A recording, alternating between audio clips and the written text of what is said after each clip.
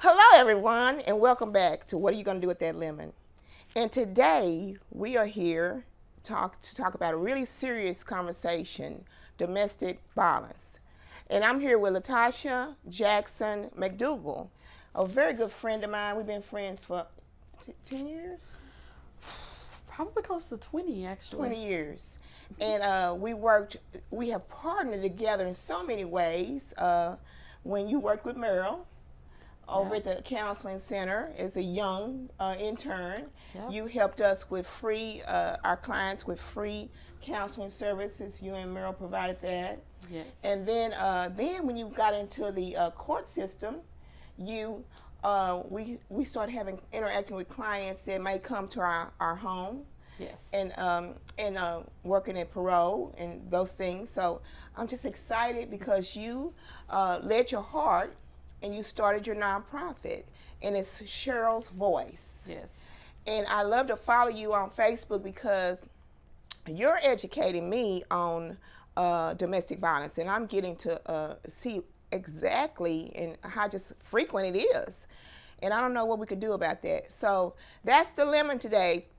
And so we're going to pass this lemon to you. And I want you to please just open up and tell us your story, why you started your nonprofit, Cheryl's Voice, and then tell us a little bit about your walk that's coming up. And then also how we can help and some of the signs and statistics for domestic violence. Okay. Well, Cheryl's Voice started as really a 5K. I lost both of my parents to domestic violence. At 18 months, unfortunately, I witnessed the murder of my mother and the suicide of my father. And growing up, I was raised by my grandparents, my mom's parents. And I had a really good childhood. I just struggled with anger.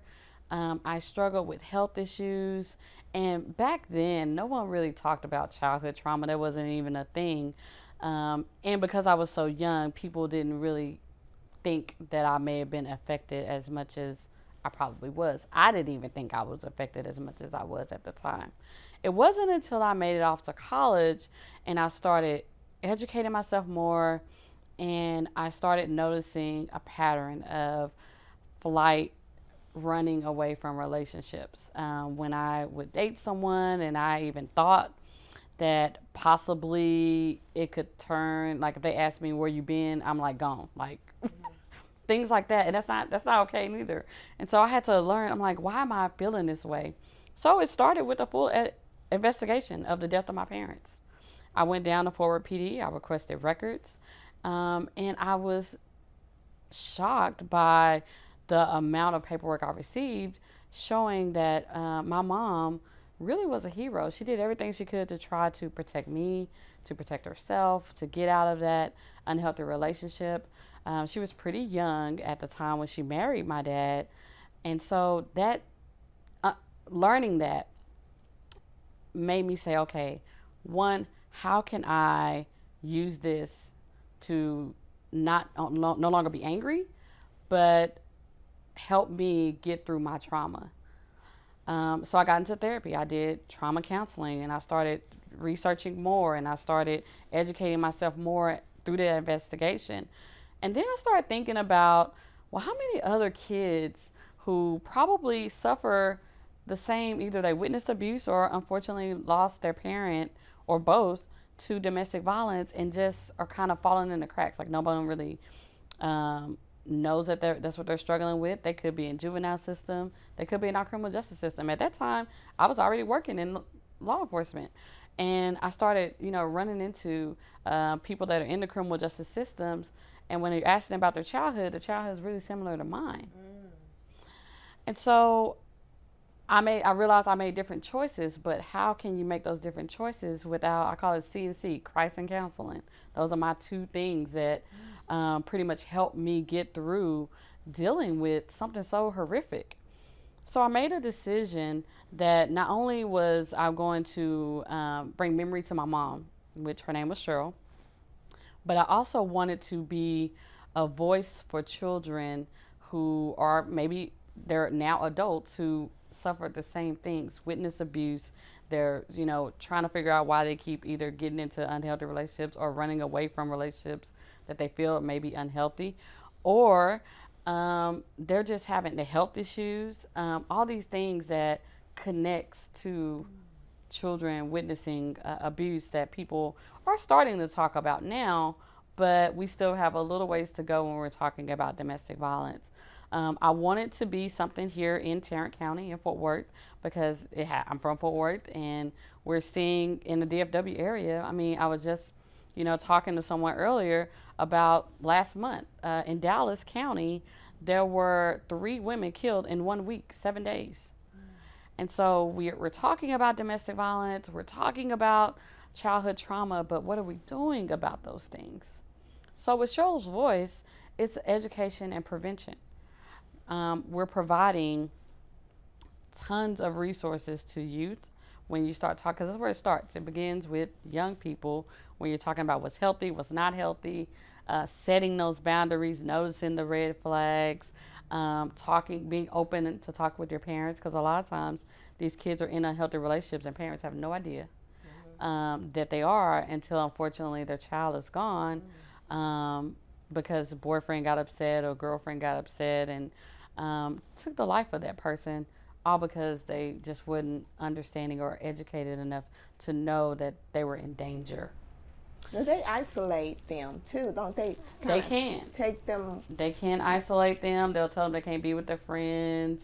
Those types of signs are that parents need to be aware of when you're talking about teens and dating. So a lot of our focal point is you're talking about teen dating violence because, I mean, my mom got married at 15. That's pretty young to marry someone and, think you're, get pregnant, you have family, and then you figure out that this is not a healthy relationship, and then you're trying to figure out how to get out of it.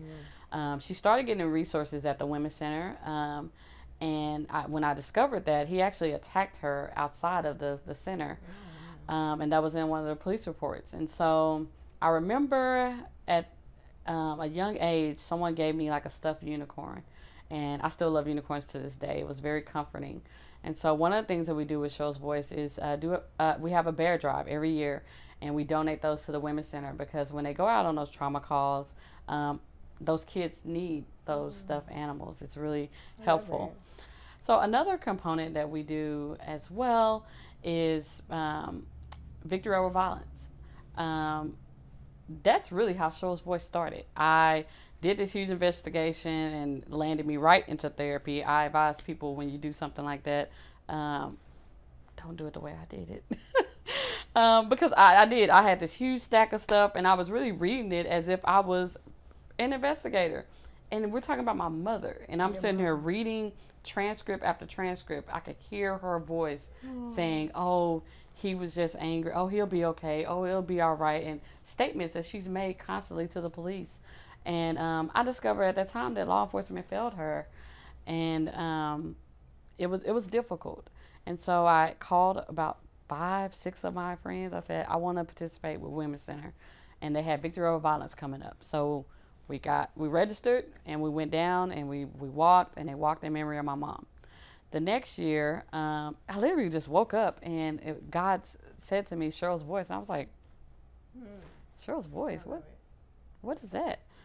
And I thought about it and I said, okay, our team will be, it was a 5K team. I said, our next year's team will be Cheryl's Voice because it is I want my mom's memory, not necessarily mine. And so sometimes people will call me Cheryl because they don't remember they get used to saying Cheryl's Voice and they say Cheryl, and I'm like, well, no, it's my mom, but I'm okay with that. And all of a sudden, during working in law enforcement, working at probation, I started teaching at UTA. I actually advocated for a domestic violence class in the criminal justice department. Why? Because I felt law enforcement needs to learn more about domestic violence. And so they allowed me to teach the course. And during that time, I was speaking at UTA, and a lady approached me, and she said, you really should be a nonprofit. You'll be able to reach more youth, and you can do more. And I said, nope, God ain't said that for me.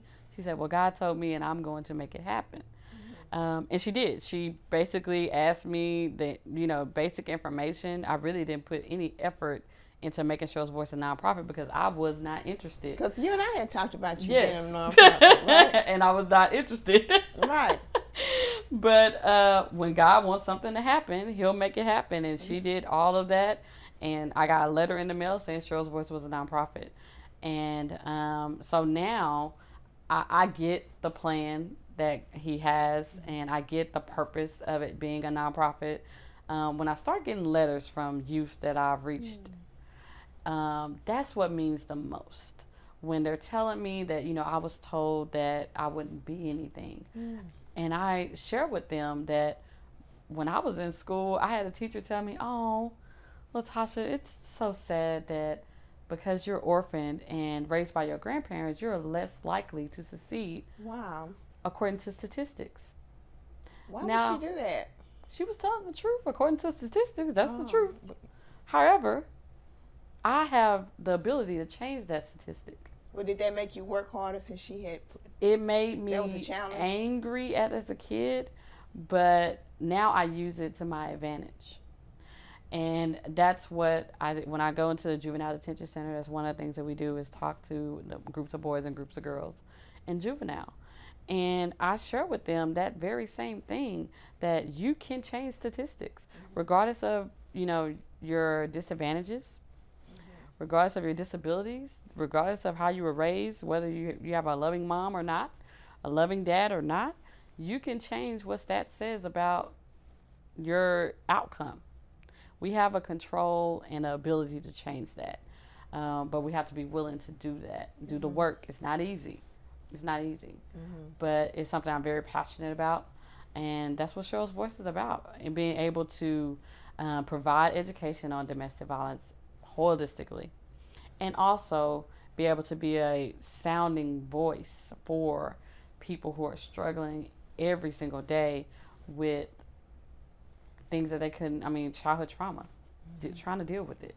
And how do you deal with it? And what resources are out there? I'm not reinventing any wheels. That's not what Cheryl's Voice is about. I connect them to resources that are right here in our area. A lot of times people don't even know that they exist. And so that's really what we're about. That's what we're doing. It's what I'm doing every day. My entire life is being able to provide hope. Yes, hope.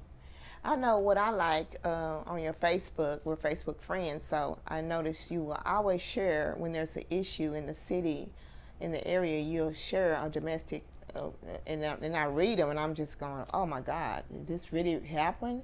Yes. And even in Dallas, the video in Deep Ellum, the young man, now he didn't even know that lady, the way he beat her. Right. So he probably, The and he rage he could has. possibly have a history of abuse. He could. Don't know that. We don't know a lot of the things that would set him off like that. But, Right.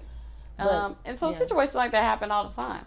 But when you're talking about in the home, we have to get away from the attitude of, oh, that's their business. That's his wife, that's her husband, because women can be abusers too. Now I work with Judge Cummings Court, the Domestic Violence Diversion Program. Nobody but God has me doing that, because I really didn't see the need to provide resources for abusers when I started on this journey. But now I see the purpose of me working with victims, children, and now abusers, because I'm approaching domestic violence in a holistic manner. And that's difficult, but it's necessary. And so when I get a lot of these cases, I actually have some women that are abusers. And quite frankly, female abusers are a lot harder to get to, one, be accountable for what they've done, and then two, make changes. Wow. And when you think about that, it's like, it shocked me too. But think about it. Society kind of makes it okay for a woman to be an abuser, because they start cheering her on. Oh, girl, he shouldn't have cheated. And you should have hit him with the bat or did all these things. I probably would have did the same thing. I would have knocked out his car windows and all of that. And so we have to change the language when we're talking about abuse. It's not just men. Men are victims too. And then we also need to educate our boys that it's not okay to have a girl who is controlling who you're talking to, or trying to control where you are, and those types of things. I think a lot of times, we're talking to girls and women, but we're really not talking to our young boys about, signs of being in danger or in an abusive relationship. So with working at caseload, I've kind of seen that, both people can be abused. However, it also goes back to childhood trauma and being able to break that cycle. And so my goal with my entire career is to be able to approach this in a holistic way and to plant those seeds and to break those cycles. I had a young couple report today, which the guy was the abuser in this case, and he was still with the victim. He's made tremendous change with his attitude. He's learning how to handle his frustrations, and they both were in households where they were witnessing abuse. Great, really bad abuse that they discussed with me, and she didn't really have to explain any of that, but she said, I witnessed a lot of abuse, and they both want to be different and break that cycle. They want to break the cycle, and now she's pregnant, and they came in my office together today, and they asked for additional resources because they want to be able to communicate and love each other, and they want to be able to raise their child differently than the way that they were raised. That's huge. And when I came here today, I was like, man, I just changed like a whole life, and if I can do more of that, that's awesome. That's so fulfilling for you, right? Yes. So what are some of the signs, say a family member is suspect? What are some of the signs, and then after that, what do you do, and some of the resources out there? Some basic, because there's tons of them, but some basic signs that a person may be in danger of being in a unhealthy relationship is jealousy. If that person is right off the bat showing you that it's not cute at all. A lot of young people think it is. Oh, well, they, don't want me wearing this, or they don't want me hanging out with this person. That's not okay. That's a conversation that needs to be had. So jealousy is always a red flag.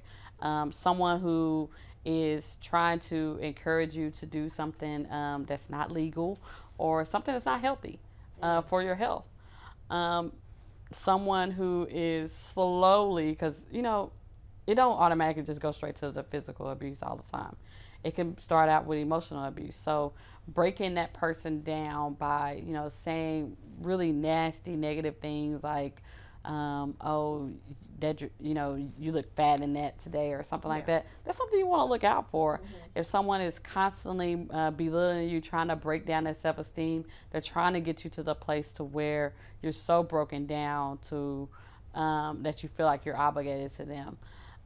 Those are some popular ones. Those are some of the main ones. How about not working and he's the main breadwinner? Finances can be, financial abuses can definitely be, and that could be on both scales. That could be someone that's in a rich, neighborhood that's dependent on the person that has all this money, or it could be low income.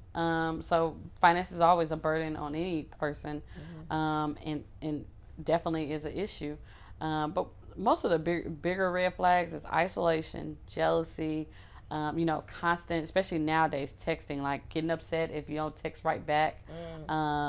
For like if I was with somebody and then maybe they text me and I'm doing this interview and I pick up my phone and they're like going off the handle, that's not somebody that I want to be with, because that's going to turn into a bigger issue. Right. I remember being 16. I couldn't date till I was 16. And I remember his name was Jason. He was fine too. He was fine. And I went to the mall with Jason, and he went into a store, and I was sitting there looking at jewelry, and this guy approached me, and I said, "Oh yeah, my boyfriend is right over there." That was it. I wasn't being flirtatious. I wasn't interested. Jason comes out and he comes to me and says, "Why was he looking at you?" Like you can't control that. Exactly. But as a 16-year-old, had I not been through, and at that time I didn't really understand what domestic violence was. However, it was almost like, and I think looking back, I think my mom's angel or something was like, run, like get out of it. Was something came over me saying this is not okay, because I wasn't educated that wasn't okay. But a typical 16-year-old would see that as, oh, he's just Yeah. no big deal. Mm-hmm. That's a red flag. Mm-hmm.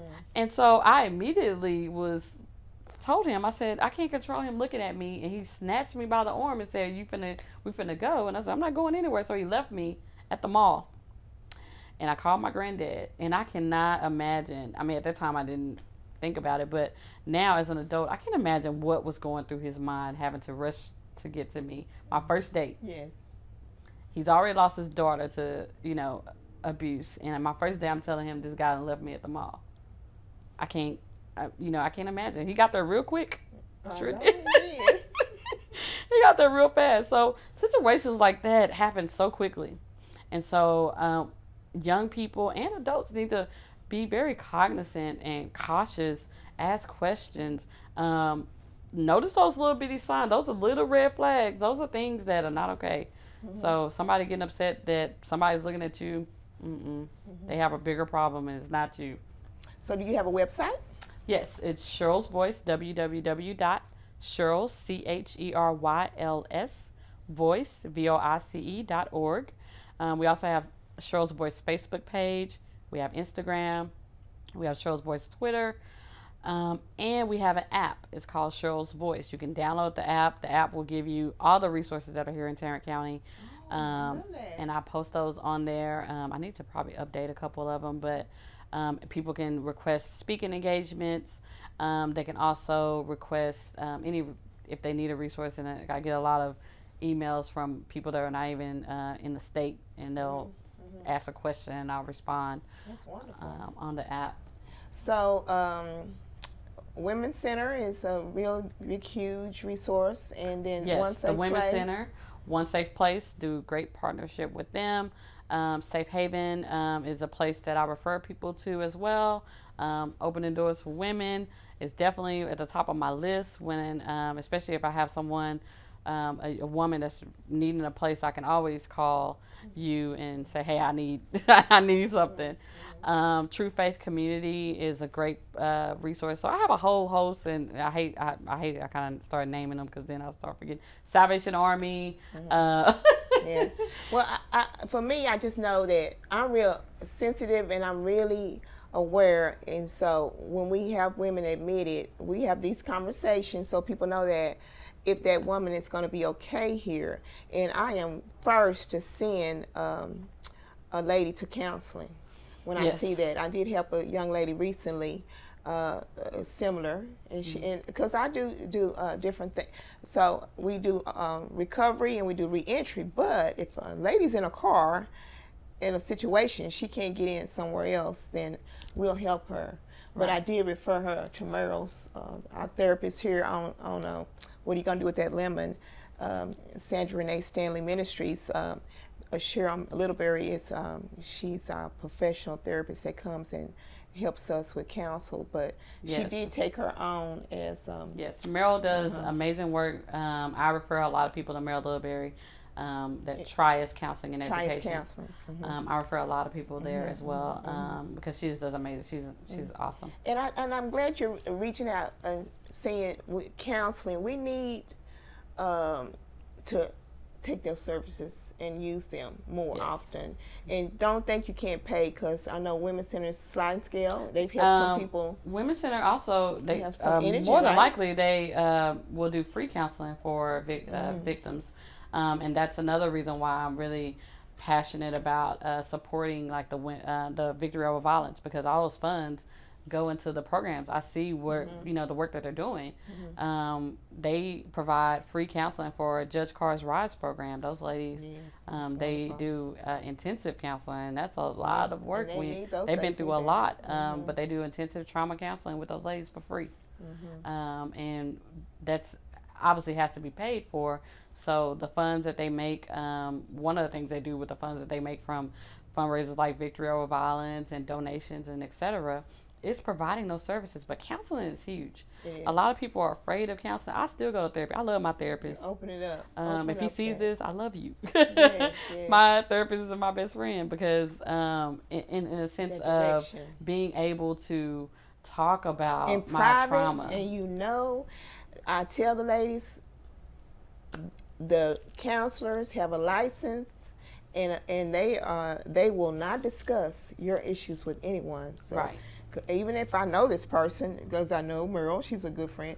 If I'm sending her people over there, don't worry, because she has a license on her wall, and she Right. will not discuss things with me, and I'm not gonna ask her her. anything. Right. It's not my business once I do that referral. Right. But I'm excited because this is my first time going to participate in the walk. Yay. Because I want to support my good friend, and I've just been seeing that every year, and I've been lazy. So this year I'm going to go out there and support It's her. not bad. And you get to then- walk with us. The Yes. judges, you and me, the two Right. judges, they'll be there. Judge Carr and Judge Cummins, they come. And then I had an opportunity to advertise St. Renee Stanley Ministries. Supports. And so I'm going to have a sign. Yeah, so make sure you Side take by a picture side. with your Yeah, sign. I did. I went the whole gamut there, so I'm excited about that. So anything you want to say about the walk, and because well, how many people do it's you have signed up? 70. Wow, that's your team. Mm-hmm. Wow. 70 people. Unfortunately, it's too late to register. However, if you follow me on social media, if you want to send me a message, I can add you to my mail list, and so you can get signed up for next year. It's always in April. Usually the second weekend in April is when we have Victory Over Violence. I would love to have you guys come out and join us. It's, I get emotional about it because it is in memory of my mom, but I get excited about it because the funds are going to be providing resources that people And need. if they want to give, they can Yes. give to Women's Center, and they can give to Cheryl's Voice. So you have Yes. PayPal on your We website. have yes. how There's can like they make if they go donations? to the Facebook. You can donate through there. Cheryl's Voice. I think we have Cash App, and we have PayPal, I believe. On your website. Yes. So, but if you want to donate, you can go to Facebook and make a donation. That's always greatly appreciated Yes. because Because you have to operate too. You have to operations and things. Yep. Well, thank you so much for coming and Thank taking you so time much for to having share me. your testimony. And I'm hoping that if someone's out there, that you can reach out if you need assistance. And mine is Sandra Renee Stanley Ministries. And then if you want to reach out, and Merle couldn't be here today, but hers is Tri-S Counseling. You can get her on the website and say that you were referred from Sandra Stanley. And we want you to get the help you need, and also call Women's Center and tell them what you need, and they can help you also. They've been wonderful. I have heard from both entities how wonderful the counseling is helping them get their life together. So we want to take advantage of those. And if you're in a situation and you're trying to get out, please reach out. And I know it's difficult. I know it's easier than said, and a lot of times it's the finances because you can't manage, because maybe you feel like you can't manage. But we had one young lady, she went to the shelter with her children, but they put those people on the top of the list, and she has a voucher now, and she'll be moving in to her home after maybe 2 weeks. And the counselors at the shelter were wonderful. So don't just shut it down. I know they say, oh, I don't want to go to a shelter. That's what I hear. But Tarrant County is really wonderful about Direct Home and some other Tarrant County Homeless Coalition. So they're supporting the families first, even the homeless first, but the families come first at the list. So we're excited, and keep following us, like us, and keep following us, and stay tuned for we're bringing you things that we're not talking about in the church, and we're bringing you things that you need to be educated on. And you might be someone that might want to reach out to me. It might be something you want to talk about. So Sandra Renee Stanley Ministries at YouTube. Thank you. Thanks again for joining us today at What Are You Gonna Do With That Lemon? So if you want to reach out to me and be on our show, you can get me at my Facebook, Sandra Stanley, or just get me at my website. Thanks again for joining us.